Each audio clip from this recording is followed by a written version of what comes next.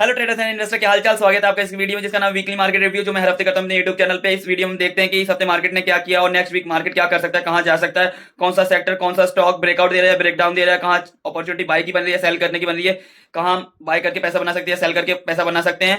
तो ये सब देखेंगे हम इस वीडियो में। तो पहले हम देखते हैं अपने टॉप डाउन एनालिसिस में वर्ल्ड मार्केट को, उसके बाद इंडियन स्टॉक मार्केट को, फिर सेक्टर को, फिर स्टॉक्स को, पूरा टॉप डाउन एनालिसिस करते हैं। तो चलिए चलते हैं अपने प्रेजेंटेशन चार्ट पर, स्टार्ट करते हैं इस वीडियो को।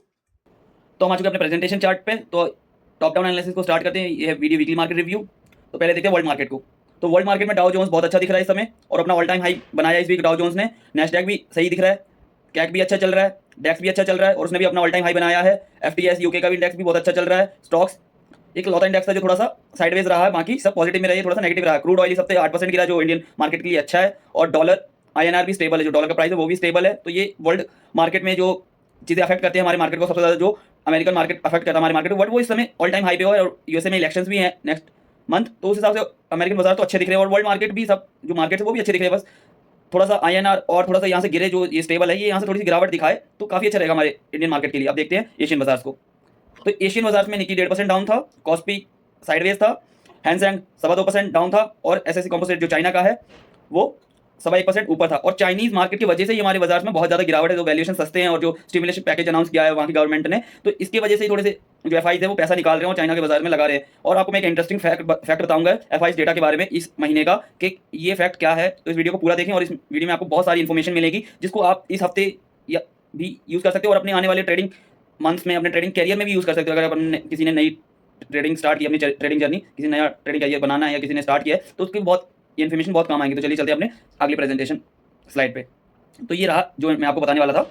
ये देखिए आप, इस महीने का पूरा एफआईज का और डीआईज का डेटा है नेट में, अक्टूबर 2024 का। तो इस महीने एक भी दिन डीआईज ने जो बेचा है उससे ज़्यादा खरीदा नहीं है, यानी उनका बिकवाली उनकी ज़्यादा रही है एज कम्पेयर टू उनकी बाइंग के उसमें, जिसमें नेट में उन्होंने देखिए, अगर उन्होंने कभी भी जो एफआईज को लगता है ना कि हमें यहाँ से वैल्यूएशन अच्छे नहीं मिल रहे हैं या कुछ है या प्रॉफिट बुकिंग करते तो बहुत ज़्यादा वो बिकवाली करते, तो इस महीने में उन्होंने बहुत ज़्यादा बिकवाली की। लेकिन आप इसको उल्टा देखेंगे तो डीआईज के पास कितना पैसा, जो लोकल मनी है, जो हमारा यहाँ का पैसा इंडिया का, जो सिप के द्वारा आता है, एसआईपी के द्वारा आता है, जो हर महीने पैसा आ रहा है इंडियन स्टॉक मार्केट में और रिटेलर खुद पैसा लगा रहा है, तो उसमें आप देख सकते हैं कि डीआईज में कितना पॉजिटिव है। हर दिन एफआईज बेच रहे हो, हर दिन डीआईज खरीद रहे हैं, इसकी वजह से मार्केट नहीं गिरा है। आपको मैं एक और इसमें फैक्ट दिखाता हूँ। तो आप ये देखिए, जब अक्टूबर 2008 में एफआईज ने सेल किया था 3.5 बिलियन का, तो उस समय मार्केट 40% डाउन था। और एक मार्च में भी जो क्रैश हुआ था, जो ये क्रैश 2008 का क्रैश था, वो मैंने जब बताया। और एक मार्च में जो 2020 में कोरोना के टाइम पे, कोविड के टाइम पे क्रैश हुआ था, उसमें भी 9 बिलियन की सेल की थी एफआईज ने, जब जाके मार्केट 30% डाउन आया था। बट इस समय आपको मार्केट में मैं दिखा सकता हूँ कि 8 बिलियन से ज़्यादा का हो चुका है और इसमें कुछ नंबर 10 बिलियन तक का भी आया था, कि 10 बिलियन जो इसका मिला के, जो कैश और फ्यूचर्स का मिला के 10 बिलियन की सेलिंग कर चुके हैं, अभी तक 10 बिलियन की सेलिंग कर चुके हैं एफआईज। बट मार्केट कितना डाउन आया है? 3.7%। यानी लोकल मनी है, जो लोकल रिटेलर्स है और प्लस जो डीआईज है, वो कितना स्ट्रॉन्ग है इस समय मार्केट में, इंडियन स्टॉक मार्केट में। तो ये हमें देखने को मिल रहा है इस समय।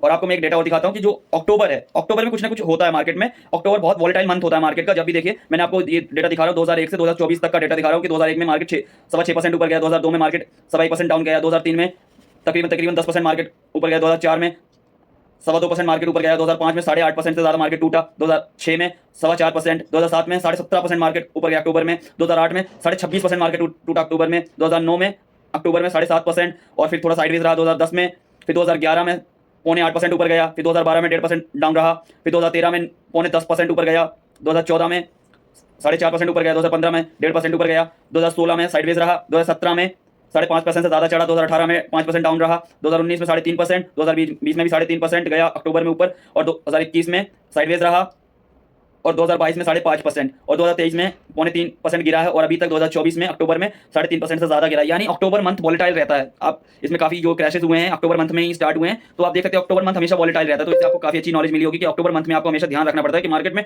एक बड़ी तेजी या बड़ी गिरावट भी आ सकती है। तो जो लोग कह रहे थे कि अक्टूबर में मार्केट क्रैश हो जाएगा, ऐसा कुछ नहीं है। मार्केट में या तो बड़ी तेजी भी आती है अक्टूबर मंथ में, या बड़ी गिरावट भी आती है, जो हमने स्टार्ट से देखा था इस महीने में, जो स्टार्ट से एफआईज ने बेचना स्टार्ट किया था, उसकी वजह से मार्केट गिरा था। तो चलिए चलते हैं अपने अगली स्लाइड पे, जिसमें इंडियन मार्केट होता है। तो इंडियन मार्केट इस हफ्ते साइडवेज रहा है। खाली बैंक निफ्टी थोड़ा अच्छा पॉजिटिव रहा है, जो 0.2% ऊपर गया है। बाकी निफ्टी साइडवेज रहा, सेंसेक्स साइडवेज रहा और विक्स कम हुआ है, यानी वोल्टिलिटी घटी है।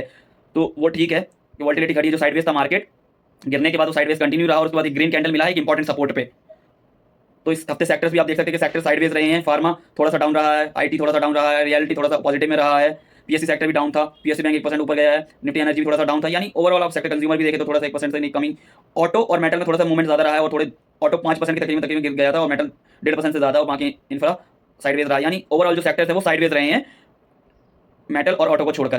तो यानी मार्केट अभी हमें साइडवेज दिखाई दे रहा है और बहुत इंपॉर्टेंट सपोर्ट पे आ चुका है। तो चलिए चलते हैं निफ्टी के चार्ट पे और देखते हैं निफ्टी के चार्ट को, बैंक निफ्टी के चार्ट को, और सेक्टर्स को और स्टॉक्स को जो हमें अगले हफ्ते ट्रेड करने हैं। तो चलिए चलते हैं अपने चार्ट पे। तो हम आ चुके हैं निफ्टी के मंथली चार्ट पे। तो पहले हम जो भी चार्ट देखते हैं उसको हम मंथली टाइम फ्रेम से देखते हैं, उसके बाद लोअर टाइम फ्रेम पे जाते हैं। तो पहले हम मंथली चार्ट से स्टार्ट किया निफ्टी को। तो निफ्टी मंथली चार्ट पे एक थोड़ा सा बेरिश इंगल्फिंग पैटर्न बन रहा है। वीकली में देख ले तो वीकली में एक दो छोटे छोटे कैंडल्स बने हैं डोजी टाइप, और वो 20 मूविंग एवरेज पे आकर रुके हैं। Weekly 20 moving average is very important. अगर इस पे मार्केट सपोर्ट लेता है तो यहाँ से ट्रेंड चेंज होता है जनरली। तो यहाँ पे इसने सपोर्ट लिया और इसमें आप डेली टाइम फ्रेम में कन्वर्ट करके देखेंगे तो आपको एक ग्रीन कैंडल दिखेगा यहाँ पे जो ये सपोर्ट पे है। तो डेली टाइम फ्रेम पे एक डबल बॉटम सा हो चुका है मार्केट में। अगर ये डबल बॉटम नहीं होता और जो ये नेक लाइन बना था, जो हेड एंड शोल्डर पैटर्न बना था, इसमें अगर ये नेक लाइन ब्रेक करता नीचे और जो रेड कैंडल बना था थर्सडे को, उसका फॉलो थ्रू आया था, बट एक घंटे के लिए ही वो फॉलो थ्रू रहा और उसके बाद मार्केट ने रिकवर किया। ये रिकवरी बहुत इंपॉर्टेंट, क्योंकि ये फ्राइडे को क्लोजिंग बहुत इंपॉर्टेंट थी। अगर इसके नीचे क्लोज आ जाता तो मार्केट वहां से 24,000 के नीचे भी जा सकता था, यानी यहाँ से और 700-800 पॉइंट नीचे जा सकता था, यानी 24,000 के नीचे भी जा सकता है, क्योंकि 24,000 पे एक सपोर्ट दिख रहा है और उसके नीचे भी एक थोड़ा सा सपोर्ट है, क्योंकि उसके बीच में कहीं भी सपोर्ट नहीं था। तो ये काफी अच्छा मार्केट बचा है यहाँ से, जो ये बाइंग आई थी। तो और इसमें वॉल्यूम भी आया इस कैंडल पे, तो यानी यहाँ से मार्केट थोड़ा सा इंप्रूव हो सकता है।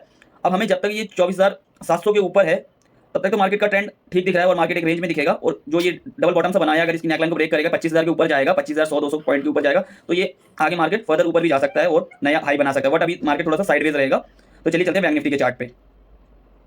तो हम आ चुके बैंक निफ्टी के मंथली चार्ट पे। तो मंथली चार्ट में निफ्टी में जो बैंक निफ्टी में जो ये कैंडल बन रहा है इस मंथ का, वो थोड़ा सा हैंगिंग मैन कैंडल दिख रहा है और रेड कैंडल दिख रहा है, और जो last month spinning top candle बना था उसके अंदर भी दिख रहा है। यानी ये थोड़ा सा गलत कैंडल बन रहा है, एक नेगेटिव कैंडल पैटर्न बन रहा है, बट उसमें अभी भी नीचे से शैडो है। तो चलते हैं वीकली चार्ट पे। तो वीकली चार्ट पे ये मूविंग एवरेज के ऊपर निकल रहा है, 20 मूविंग एवरेज के ऊपर निकल रहा है, यानी ये अच्छा साइन है हमारे लिए, अच्छा साइन है। जो हैमर कैंडल बनाया था उसका फॉलो थ्रू आ रहा है और ऊपर निकल रहा है। उस हैमर कैंडल का हाई भी ब्रेक कर दिया, तो ये काफी अच्छा है। और एक राउंड नंबर के ऊपर भी निकल गया, 52,000 का राउंड नंबर था जो, उसके ऊपर भी निकल गया बैंक निफ्टी। तो अब देख लेते हैं डेली चार्ट में। तो डेली चार्ट में भी ये काफी अच्छा दिख रहा है। डेली चार्ट में ये 50 मूविंग एवरेज के पास था, वहां से उसको क्रॉस किया, फिर से ब्रेक किया था, बट उसके पास आकर इसने एक बुलिश इंगल्फिंग पैटर्न बनाया है, बुलिश इंगल्फिंग पैटर्न। और इतने काफी दिनों के कैंडल को इंगल्फ किया, एक कैंडल को नहीं, काफी 4-5 कैंडल को इंगल्फ किया, यानी ये स्ट्रॉन्ग दिख रहा है। ये निफ्टी से भी ज्यादा स्ट्रॉन्ग दिख रहा है। और जब फाइनेंस सेक्टर स्ट्रॉन्ग दिखे तो मार्केट अच्छा रहता है। जब भी कोई क्रैश वगैरह आता है तो फाइनेंस सेक्टर वीक होता है, फाइनेंस सेक्टर में कोई स्कैम वगैरह कुछ होता है, कोई फंडामेंटल चेंजेस आते हैं, जब भी कोई क्रैश होता है बड़ा। बाकी करेक्शंस तो आते रहते हैं मार्केट में। तो बैंक निफ्टी भी यहाँ से अच्छा दिख रहा है। तो यानी निफ्टी और बैंक निफ्टी इंप्रूव हो रहे हैं इस वीक। तो ये वीक बहुत इंपॉर्टेंट रहेगा हमारे लिए, कि यहाँ से हमें ट्रेंड का पता लगेगा कि ये ट्रेंड ऊपर निकल रहा है या नीचे कंफर्म कर रहा है। तो ये अच्छा दिख रहा है। और पहला हायर लो भी मिल गया ट्रेंड के बाद, हायर लो मिल गया, जो ये ट्रेंड गिरा था ये वाला, इस ट्रेंड के बाद पहला हायर लो मिल गया और यहाँ से ये ऊपर भी जा सकता है। जैसे ये डेली 20 मूविंग एवरेज को क्रॉस करे तो ये ऊपर में भी निकल सकता है। और काफी रिजल्ट्स वगैरह भी आ रहे हैं बैंकिंग सेक्टर में। एचडीएफसी बैंक का भी रिजल्ट आया है, जो क्वार्टरली रिजल्ट आ रहे हैं वो भी काफी अच्छा है। एक्सिस बैंक का रिजल्ट भी काफी अच्छा है। तो फंडामेंटली थोड़ी से इंप्रूव हो रहे हैं, तो उसकी वजह से भी हमें अच्छा मोमेंटम देखने को मिल सकता है। चलिए चलते हैं अपने सेक्टर्स के चार्ट पे। तो हम आ चुके निफ्टी फार्मा के चार्ट पे। पहला जो सेक्टर देख रहे हैं वो निफ्टी फार्मा है। तो निफ्टी फार्मा बहुत अच्छा है, जो इतना करेक्शन हुआ है इसमें, इसको बिल्कुल भी फर्क नहीं पड़ा है मार्केट के करेक्शन से, और ये थोड़ा सा साइडवेज चल रहा था एक बड़ी रैली के करने के बाद। तो निफ्टी फार्मा हमारा पहला सेक्टर है जो हम देख रहे हैं ट्रेडिंग के लिए। तो निफ्टी फार्मा के बाद है आईटी में भी काफी अच्छा मोमेंट रहा है, बट जब से मार्केट थोड़ा सा गिरावट में आया था तो ये साइडवेज हो गया, तो इसमें साइडवेजनेस दिख रही थी, बट ये भी सपोर्ट पे है और यहाँ से चल सकता है। तो दूसरा सेक्टर है आईटी का। तो तीसरा देखते हैं, तो तीसरा है रियल्टी सेक्टर। इसमें एक बॉटम बना है, जो लास्ट बॉटम बना था उसके ऊपर ये बॉटम बना है, और इसमें सेक्टर भी काफी अच्छा ये सेक्टर चल रहा है। इसके साथ स्टॉक भी चलने लगे हैं, डीएलएफ, गोदरेज प्रॉपर्टी, शोभा, तो ये स्टॉक्स भी चलने लगे। तो इसमें हम डीएलएफ और गोदरेज प्रॉपर्टी को देखेंगे। और इसमें जो निफ्टी रियल्टी में है ये हैमर बना था लास्ट कैंडल फ्राइडे को, और ये पिछले बॉटम से ऊपर बॉटम बना, तो ये भी अच्छा है। और चौथा स्टॉक है हमारा मेटल में एक ट्रेंड चला था, बट ये ऑल टाइम हाई के रेजिस्टेंस पे अटक गया था। तो अटकने के बाद इसमें एक गिरावट आई थी थोड़ी सी, बट ये 50 डे मूविंग एवरेज पे एक बुलिश कैंडलस्टिक पैटर्न बना के रुका है, तो ये भी काफी अच्छा है। और इसमें हिंडाल्को और वीडीएल काफी अच्छे दिख रहे हैं। तो चौथा है मेटल के बाद है निफ्टी एनर्जी सेक्टर भी काफी अच्छा है, और ये भी काफी सपोर्ट पे आया है। इसमें टाटा पावर सपोर्ट पे है, और ये सेक्टर ही 200 मूविंग एवरेज पे सपोर्ट पे आया है। तो 200 मूविंग एवरेज एक मार्केट के लिए सेक्टर में कभी भी आप देखें तो इस पे अगर सपोर्ट लेता है, ये बहुत डिसाइडिव लेवल था और बना हुआ अभी इस पे अगर ये चलना स्टार्ट करता है तो ये अपने ऑल टाइम हाई पे भी जा सकता है एनर्जी सेक्टर। तो एनर्जी में हमें टाटा पावर देखेंगे। तो ये थे सेक्टर के चार्ट। आप चलते हैं अपने स्टॉक्स के चार्ट पे। तो स्टॉक्स जो हमें सबसे ट्रेड करने हैं, जो हमने निकाले हुए हैं, तो उनके तो हम आ चुके हैं ग्लैनमार्क के चार्ट पे। जो हमारा पहला स्टॉक है, इसको हमने लास्ट वीक भी डिस्कस किया था कि इसमें एक ब्रेकआउट है, और ये ब्रेकआउट होने के बाद ऊपर जा रहा है, बट जो मार्केट थोड़ा सा करेक्ट हुआ था उसमें भी ये भी करेक्ट हुआ था, बट इसमें वॉल्यूम काफी अच्छा है। और इसने अब 20 मूविंग एवरेज का सपोर्ट लिया। 20 moving average is very important indicator. अगर इस पे ये सपोर्ट लिया और इस पे अगला इसके ऊपर जो ग्रीन कैंडल बना है इसके ऊपर निकलता है अगला कैंडल, तो ये काफी अच्छा 1900 तक के लेवल पे जा सकता है। तो हमारे जो पहला स्टॉक है वो है ग्लैनमार्क। अब दूसरा स्टॉक देखते हैं।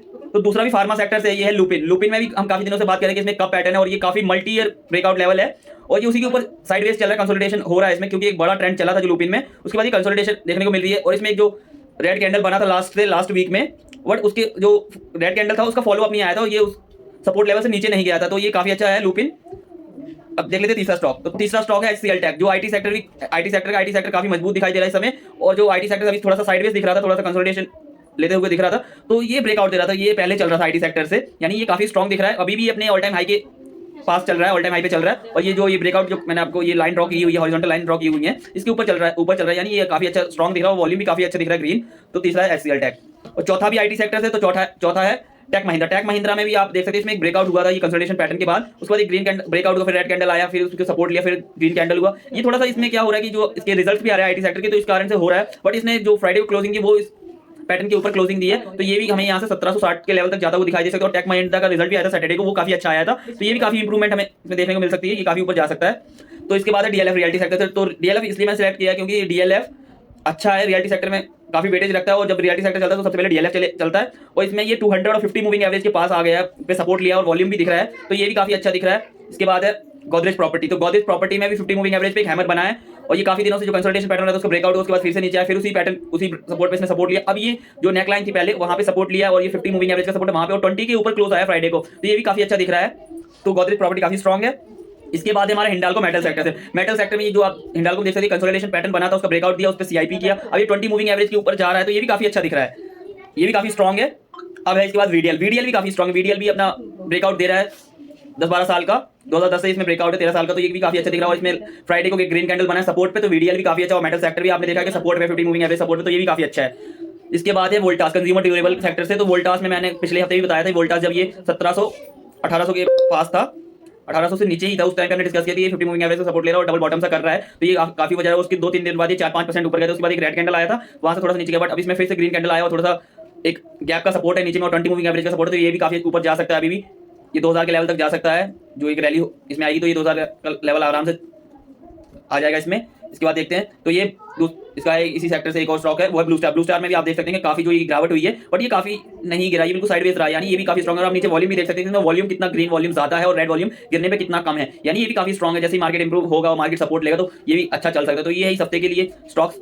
अब हम मिलेंगे कल मंडे को, जब हम वीकली मार्केट रिव्यू के बाद मंडे मार्केट मसाला करेंगे, और मैं इस हफ्ते से हर रोज एक वीडियो करूंगा जिसमें हम डेली मार्केट को एनालाइज करेंगे, स्ट्रेटेजी सीखेंगे और बेसिक ऑफ स्टॉक मार्केट सीखेंगे, स्ट्रेटेजी वगैरह, कैंडलस्टिक पैटर्न, जो भी फंडामेंटल्स होंगे, जो भी टेक्निकल्स होंगे, जो भी यूज है। तो मैं एक नया फॉर्मेट में फिर से अपना ये वीडियो उसको बना रहा हूँ, तो हम इस पे अगले हफ्ते से मैं काम करना स्टार्ट कर दूंगा। आपको हर रोज एक वीडियो मिलेगा, उसमें मार्केट को एनालाइज करेंगे, कौन सा सेक्टर, कौन सा स्टॉक आज चला है, क्या स्विंग ट्रेडिंग है, कहाँ पोजिशनल ट्रेडिंग होगी, तो ये सब आपको मैं अगले हफ्ते से प्रोवाइड करूँगा। तो आप मेरे चैनल को सब्सक्राइब करें और इस वीडियो को लाइक करें, क्योंकि काफी मैंने इन्फॉर्मेशन प्रोवाइड की है इस वीडियो में, जो मैंने आपको जो डेटा बताया, तो इसमें काफी कुछ आपको बताया। तो मिलते हैं अगले वीडियो में, जब तक के लिए हैप्पी ट्रेडिंग, मिलते हैं नेक्स्ट वीडियो में।